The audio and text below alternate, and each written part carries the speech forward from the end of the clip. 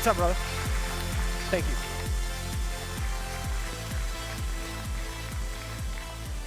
So the bio is kind of crazy. You've done a lot since seminary. Listen to this, you guys.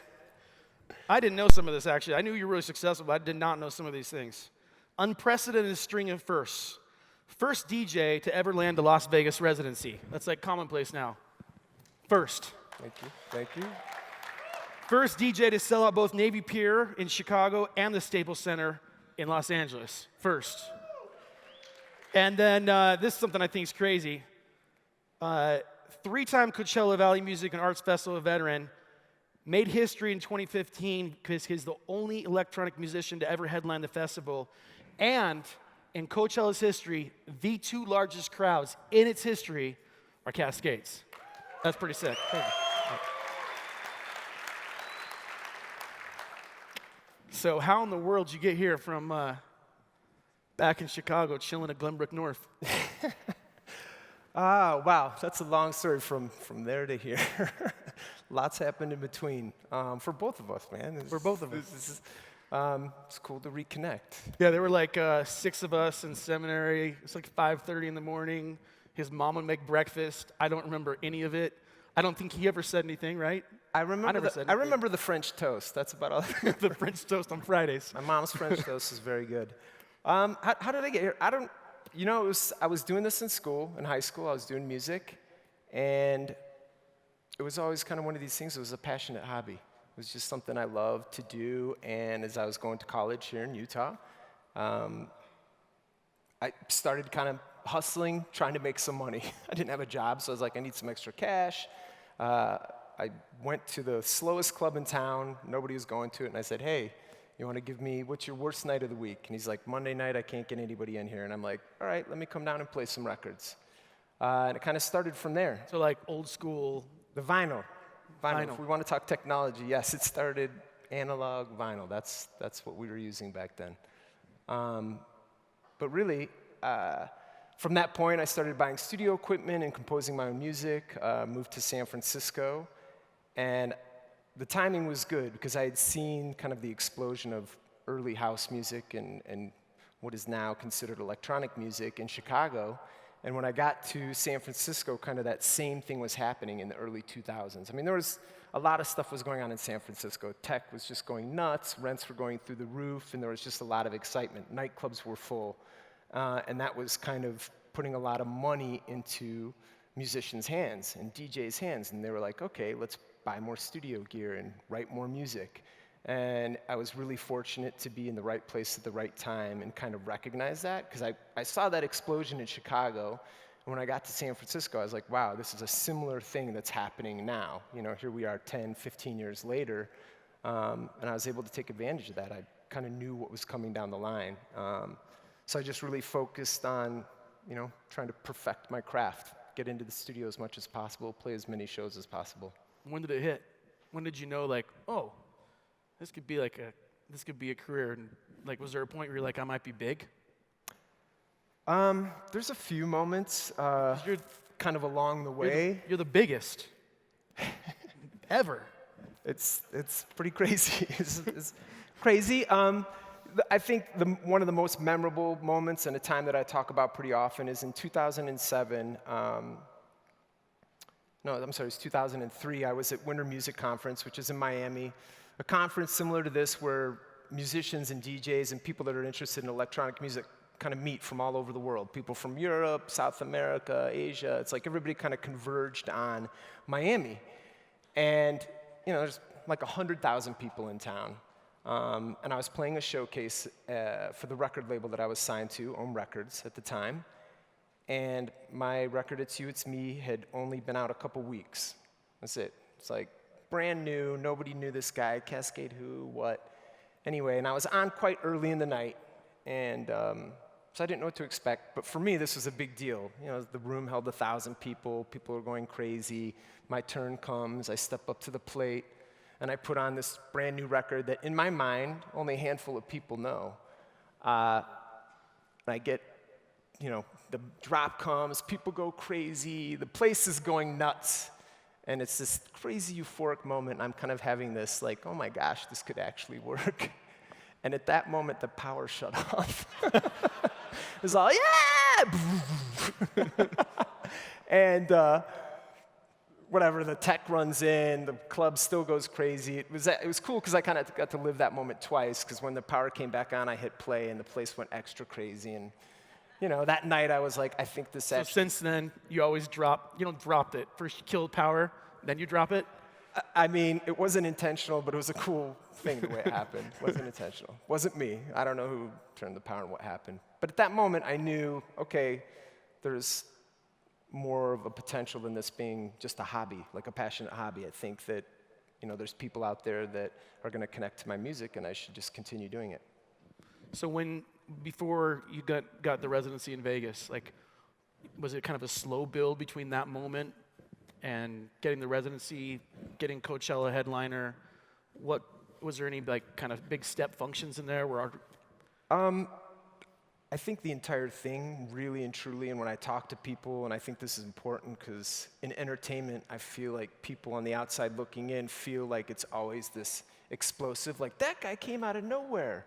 And that certainly wasn't the case with me. It was always a slow burn. I mean, really, from high school, just doing this as a hobby, into college, okay, making a few bucks, into moving into San Francisco, it was just a really slow burn.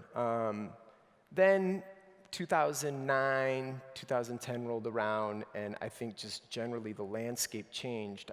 There was a handful of guys, me, Deadmau5, Skrillex, there was a half dozen to a dozen guys that kind of really put the music on the map. Yeah. It was more, because up to that point it was very faceless and nameless, like, dance music, European people listen to that, it's not my thing. But then when it, had a character behind it, and names and faces, and this is the guy making the music, right, things just changed, and it really just went out of control at that time. I mean, for everybody, for myself, and the festivals and...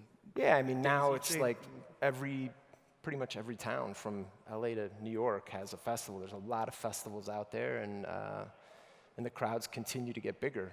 I mean, 5, 6, 7 years ago, dance music on primetime radio was unimaginable. Now it's like you turn it on and you can't get it off.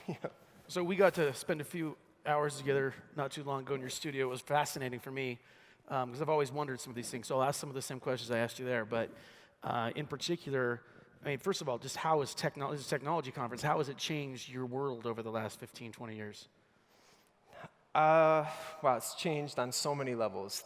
Studio-wise, studios probably changed the least. The power of the computer was the biggest thing that, I mean, what I have, what any kid has on their laptop or whatever the parent's computer is sitting in the kitchen has more power than, 100 times more power than what Motown was started on. Everyone has a multi-track recorder on their cell phone. You whip out your cell phone and you have like a 4-track recorder on there. So the power of computer really just changed it, because any kid with an idea can, sit down and actually make that happen. The tools are in front of them. I mean, the level and the sound of professionalism changes a bit. Yeah.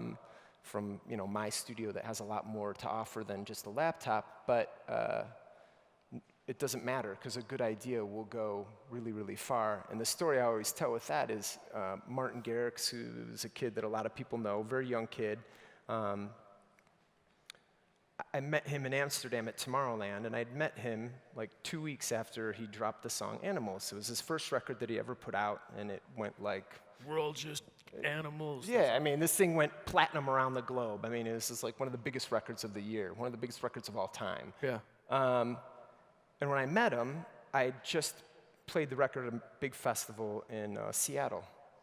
And he'd saw on his social media, like, wow, this is... he approached me, and he's this young kid, kind of has a Justin Bieber thing going on. He's like, oh, man, thank you so much for playing my record. And I think he was actually standing there with his parents. And I'm like, yeah, your record is humongous, and, I think your life's going to change. Now you look at him, he's practically a household name. He's, produced songs for Justin Bieber and, Usher and whatnot. And it was really off of one record that he made at his house on his parents' computer, So it's, technology's just really, brought it to everybody. It's like, if you have a good idea, you can make it happen. And then the social media, I mean, you've leveraged social media as much as anybody has. How do you leverage it? You interact with your fans, you drop stuff that way. I know you got some stories about selling tickets that blows people's minds that you work with. Love to hear about some of that insight into that. Yeah, social media has been huge because dance music was always kind of under the radar. And, when the internet came around, we found little chat boards and message places like, what are you guys playing? What's working in your region? What's working at your clubs? And we kind of found each other that way. Then when other platforms came to link easier, Twitter, Instagram, Facebook, whatever it was, MySpace, it just really excelled the expansion of the music. That coupled with like, okay, cool, the music's incubated long enough that it's something that people are interested in, it's good enough now, and cool, there's easier ways to get it out. Before it was like the mass media controlled the channels. That's not true now. It's like, I have a song, I make it, I put it on SoundCloud, people can listen to it. Oh my gosh, it has 2 million hits. Oh, a label's gonna sign me because this thing has 2 million hits. Okay, they're gonna put it on iTunes. Oh my gosh, it's playing during halftime at the Super Bowl. The road to success has just become a lot different. Before we were, we only had that one path, like, okay, get signed, get it on the radio, everybody knows you. It's just not that. And then the biggest change would be really from records to CDs to, cassettes are in there to now, it's MP3s. You got guys that are DJing on their phone. They come in, they plug in. So the technology and the way the music is getting out there just completely changed everything, What do you think, as you watch, so you're on the forefront of some of these trends, figuring out how to leverage social media before, we have in our businesses. What are some things that you see in the way that you use technology that might be applicable to other businesses, like with social media, for instance? For social media, I think the biggest tip that I give people is being authentic to the brand. And for me, that's easy because I'm one person, right? I think this is a lot harder for companies because they got to sit down at a table and the social media director's there and like, okay, what are we going to do? What are we going to send? What tweet goes out on Wednesday? Yeah. For me, I'm just sitting back and it's like I'm having a casual conversation with 20 or 30 of my friends. Right. And that's what it's become, really. These people have become my friends. The people that are regulars on there and that talk to me, every week, every day. I know these people by their Twitter handle, and they show up to the shows like, no, I'm Daka99, you know me. I'm like, oh, dude, what's up? What's happening? You flew out here from St. Louis? I know this guy. Like, how's your kid? I'm seeing what they're posting and what they're showing and telling me. And I think that connection is really important. So being authentic, being real to who you are and what you stand for, it comes through, and people recognize that authenticity, and that's what goes a long way on these platforms. So, another thing that's probably fascinating to all of us is, got some star power here. So, what are some crazy stories? Oh, crazy stories. Got any crazy festival stories? Room. This room's good. We're good. You guys good for stories? Yeah, we're good for stories, right? Crazy stories. Crazy stories that I'm going to share in Salt Lake here at the Salt Palace. That's different. I'm on the spot now. I've had a lot of. Have you heard any crazy stories? Is there one particular one that you're referring to? I have not heard any, but I imagine you've been in a lot of random places with guys that maybe aren't famous yet, that you know about. Yeah, I've seen and done. I've seen a lot of things that I just prefer not to repeat anymore. Listen, one time I was gigging in Mexico City, kind of like at this threshold of the boom as things were changing. This is a crazy story just because it fits with Mexico and how things are dangerous and different all around the world. But I was playing for like 4,000 or 5,000 people, which is at that point was huge, but a reasonable number. And these people were pushing against the barricade. Actually, I had this happen in Provo, of all places.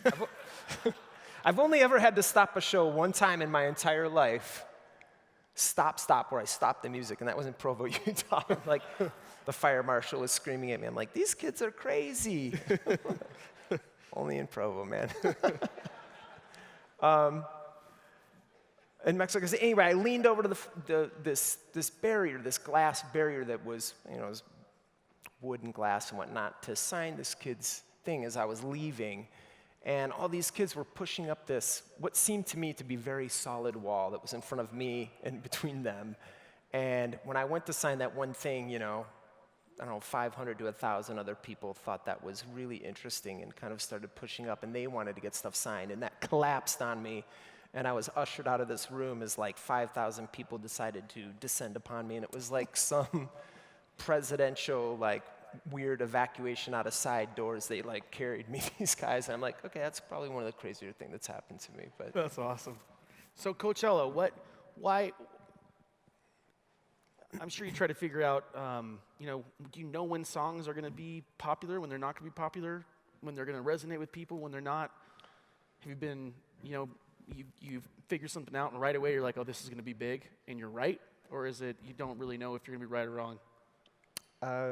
I don't know when I never know. In the studio, I like to think that I know, but I've definitely learned that, you know, I have an inclination, like, wow, I think this will work, but I get it wrong sometimes. And that's the best part about this music, and we have the technology now, is now I make something and I go and I test it out. I'm playing, you know, 100 to 150 shows a year. I'm on the road 200 days out of the year. So for me, the best thing is to go out and test it. Just go out there and play and see what the reaction is. Do people like this? Do they hate it? Are they moving? Are they dancing? Does it connect? And also I can gauge on social media, like, wow, they loved it or they hated it, or wow, there's no feeling for this. So that's been another good way for me to kind of just get a reaction directly from people. And then something I think is really interesting, if you wouldn't mind describing, how do you create a song? Like, what are the logistics? Do you start with a phrase? Do you start with somebody sends you a music? Do you write your own? How do you go about making your songs? Early on in my career, there's kind of two techniques that I've had over this 25-year span that I've been writing music. Early on in my career, it was much more sound design related. I think that's what initially drew me into electronic music, is that it just sounded different. When I listened to it, I was like, I've never heard anything like this. This is just different. So I sat down in the studio and sound design work, programming drum machines and sampling other records and trying to create something sonically that was different. And then when I kind of got used to doing that, I worked with some really talented songwriters here in Salt Lake when I was attending school. And a good friend of mine, Finn Bjarnson, and somebody I've written dozens of songs with, was like, sound design's cool, but it's here nor there. How you choose to produce a song styles come and go. You know, today the acoustic guitar's popular. You know, next week it's the electric guitar. Next week it's the Rhodes. And that really resonated with me. It's beyond sound design. It's the lyrics and the melody are really what resonate with people. That's what you remember from a song. You know, after you listen to something and you're singing it later, it's not, you're like, man, that kick drum was so amazing. No, you're like, wow, those lyrics really meant something.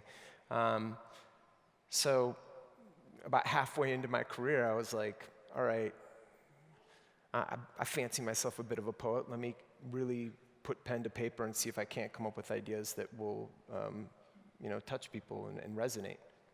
So now, when I sit down, it's less about, okay, I'm going to find some cool samples, although I still do that because it's fun. It's more about what's happening in my life, or what has happened in my life, and can I write a story about it and make something melodic that's memorable. Do you think that how methodical and programmatic can people be? Like, are there any artists out there that, you know, they know if a song's gonna be this many beats per minute, and if it has, you know, this kind of a drop in it, and then the songs seem to start kind of sounding the same? Is there a lot of that as well? Yeah, in I mean, I assume it's just like technology sector, that when an idea works, everyone kind of floods to that idea and tries to copy it. And in electronic music, you can kind of take stuff apart and put it back together pretty easily. So when something works, and that's definitely like kind of a layman's complaint about electronic music, it all sounds the same. It's because when something works, a lot of people go to it. But for me, I had a sound early on in my career, and I thought, okay, this sound really works for me and for what I stand for, and I'm just going to continue down this road. And that went into, cool, the production can go this way or that way, but if I have a strong song, I'm just going to continue down that way, and people will copy that. And I mean, now, songwriting's, I mean, that's what everyone's going for. And that wasn't the case 7 years ago. It was, you know. What's been your secret for being successful this long? Seems like a lot of people come and go. You never hear about them again. Yeah, the one-hit wonder guys are out there for It sure. seems like it'd even be harder in your industry because it's not as much about your personality, right? It's not, you're not singing all of the songs. They don't identify with you as much as they do with like Britney. Right. It's hard to say. I don't know what that one thing is that kept me. I think it's a lot of things that have kept me relevant, and it's been very strategic on my part. I've been very active and thoughtful about this. Okay, how can I continue to move forward? One of the big things is I continue to put out music all the time, and that's a big deal. And continuing to remain relevant by putting out new music that sounds fresh, that still represents me. Finding my place in a changing landscape and staying true to my brand and what I identify with. I think that's what people have connected with the most. And then, you know, other things, just like gigging all the time, just making sure I'm getting out there and playing shows. And we'll do 2 more questions, and then we'll open it up to the audience. But one question, just what is the equipment that you use? What technology are you using right now to? So I write on a MacBook Pro using Pro Tools and Ableton Live, kind of 2 different software programs that kind of achieve the same thing. I sketch ideas in Ableton Live and record and track stuff and mix stuff in Pro Tools. On stage, it's Pioneer gear, which is kind of the standard. It was Technics 1200s back in the day when we used vinyl, and then Pioneer was the company that pioneered the CDJ. That really is the industry standard, and that's what I use on stage. Yeah. And you're still playing down in Vegas? A lot of shows in Vegas? A lot of shows in Vegas, touring. I think my agent said he's got 196 shows confirmed for this year. I'm like, okay, cool, we'll have another discussion about that. I'll invite my wife to that discussion. But yeah, a lot in Vegas. Vegas was kind of a turning point for people in my industry because I was constantly flying to Ibiza because Ibiza that's where the music was happening and the tastemakers were there. And for nobody who's been to Ibiza, it's basically like 10 nightclubs if you took them and plopped them in the middle of Oahu. So beautiful beaches and a bunch of nightclubs. That's what Ibiza's like. And all the Europeans, except that it's 30 minutes away or an hour away from most of Europe. So they all fly there and they party and hang out on the beach. And I was constantly going back and forth, and for somebody going from Los Angeles, this is about a 24 to 30-hour trip, door to door.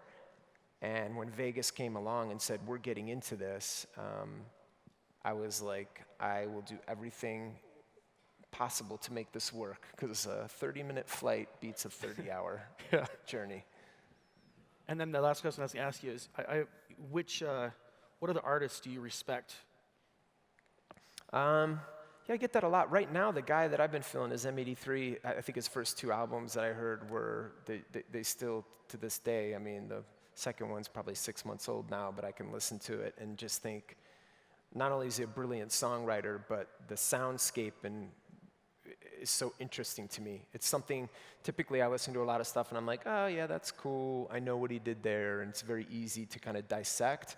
And that's the way I think about music sometimes, sad, sorry. But for him, there's still a lot of wonder when I listen to it, and it captures my imagination. It makes me feel something, so. Any that are overrated that you'd be willing to talk about on stage? No. Chainsmokers? No, those guys are cool, man. They're doing their thing. It's cool to see guys like that put their own spin on something that has been happening for so long. And really and truly, that's one of the things I love about electronic music. It's all these kids in the basement on their laptops and in college dorms and, you know, in these places trying to innovate, and it's always moved so quickly. And that's what drew me in as a kid in Chicago. I was like, this is so different.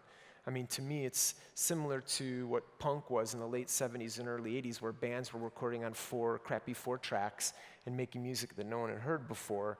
Now it's kids on laptops trying to make music that no one's heard before. So, I mean, what they're doing is cool this month, but it might not be cool next month because the next Chainsmoker guy is whatever, sitting in Park City, like clicking away, trying to make something new. But I think their innovation's been great, and I love that their attention to songwriting and lyrics is awesome.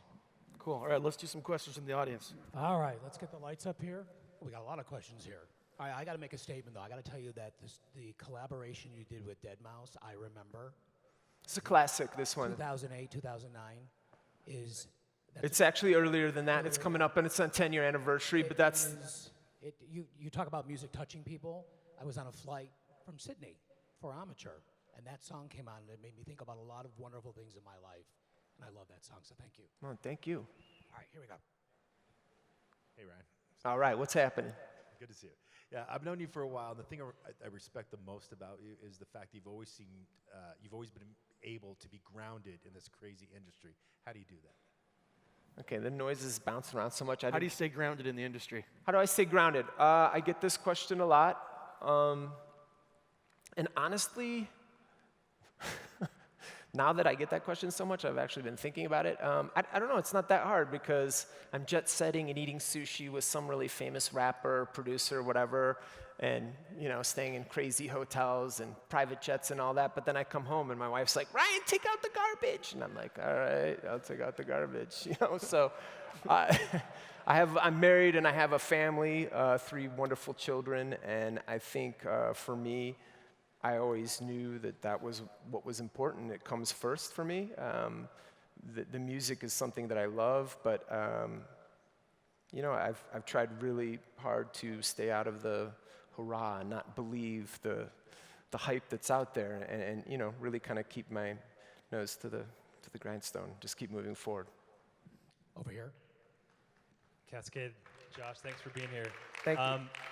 The stage name, where'd it come from? Is there history behind it? Was it simple to come up with? It's really simple. I had sold some music to a label back in Chicago where I grew up, and a label that I love called After Hours, which is no longer around, sadly. And they'd given me a deadline, and honestly, I just thought Ryan Radden was so oh, that's not sexy. Like, no one's gonna like Ryan Radden. That's such a lame name. Now I'm like, oh, I guess it's all right. Could have been worse. But I was just flipping through a nature book, like literally hours before I had to turn the name in. It was the night before, and Naomi's like, Kaskade, that's like a dish detergent. You can't call yourself that. I'm like, I'll just spell it different. I'll put K's instead of C's. But I did like the sound of the name, and I liked the way it felt, and it's kind of tie into nature. So I thought it worked for me. And it's been great. It's been great to me. So. Over here. How do you feel about the different music streaming services and also YouTube?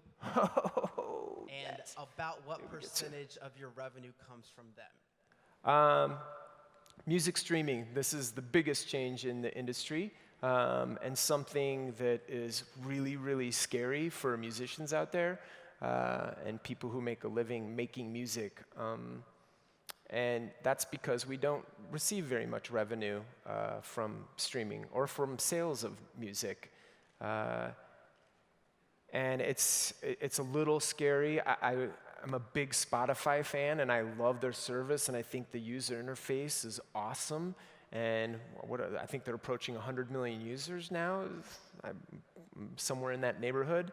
But it seems like they're really the only people out there, and for me, that's scary because it's kind of like we're going back to radio. 3 companies own all the radio stations in the whole world. Great. So now I got to funnel everything and kiss up to some guys in Stockholm that started a streaming service because their user interface is great. So yeah, to me, it's a little like I wish some more competition friendly competition. I mean, Spotify's been good to me, so I can't complain. I'm in their good graces, and they like me, and they like electronic music. That's great. But it is a little different. As far as income, it's 1%. I mean, I make a living off of touring. People don't really buy music, sadly.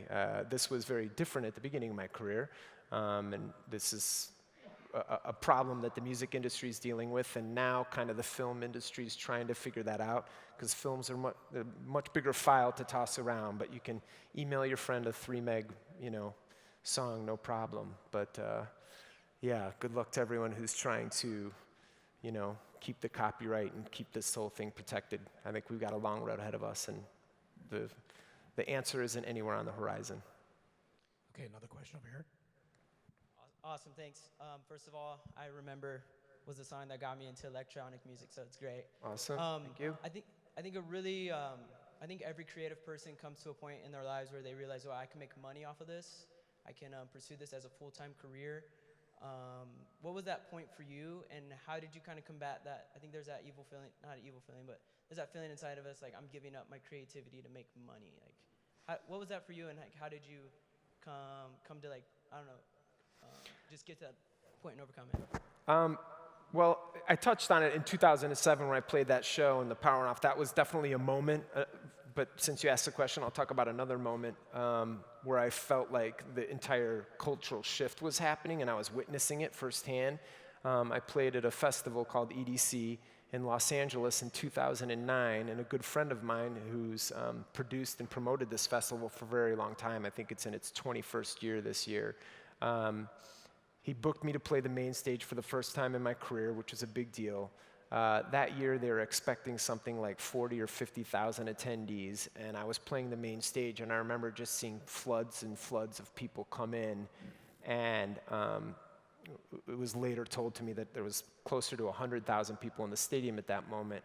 And I remember finishing my set, and it was this crazy moment standing in front of that many people, and we were watching from the stands this just scene of people, and everyone was so shocked that that many people had showed up, and they didn't have enough bathrooms, they didn't have enough water, there wasn't enough security. No one expected that moment to happen, and I just knew from that moment forward, I'm like, my life's not going to be the same. Everything's different. This is the beginning of something, because it was still very small and organic, but it had touched that many people.